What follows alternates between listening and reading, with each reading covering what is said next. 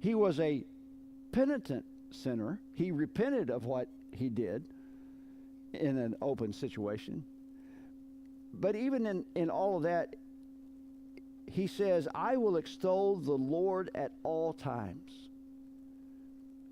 In other words, he didn't segment his life. He didn't say, well, I will extol the Lord when I go to the temple. No, he said, I will extol the Lord, or praise the Lord. And I happen to know a song that's based upon this verse. He goes on to say, his praise will always be on my lips.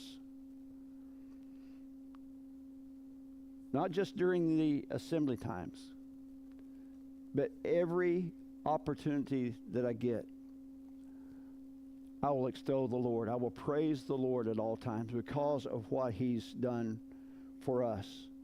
My soul will boast in the Lord. Let the afflicted hear and rejoice. You say, well, he's talking about those who are physically afflicted. And we were at a ball game the other night, and my grandson was up at bat, and pitch came in, nailed him right in the middle of the back, and he was walking around like this, grimacing and everything. I said, shake it off. It'll feel better when it stops hurting. And people around me thought that was really funny. He looked at me like he could kill me. He didn't want to hear that. He was kind of relishing in the affliction that he had been given. But the reason I say that is because we boast in the Lord. Let the afflicted hear. When they're afflicted, they hear. And then when there's an answer to their affliction, then they rejoice. Is that not describing you and me? That we face probably daily challenges, frustrations, temptations, and then when we are able to overcome those, are we in the mind to rejoice? One of the things that we'll talk about a little bit more in our time together next Sunday night is the concept of rejoicing. Because in Acts 2:47 it says, praising God and enjoying the favor of all the people.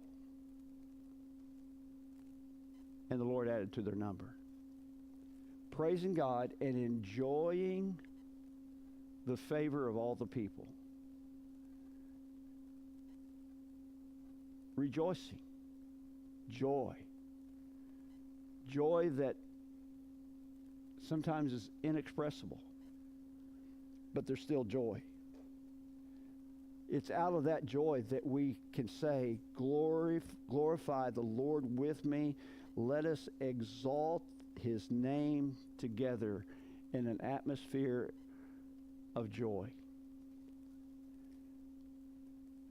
That's what life is about to me.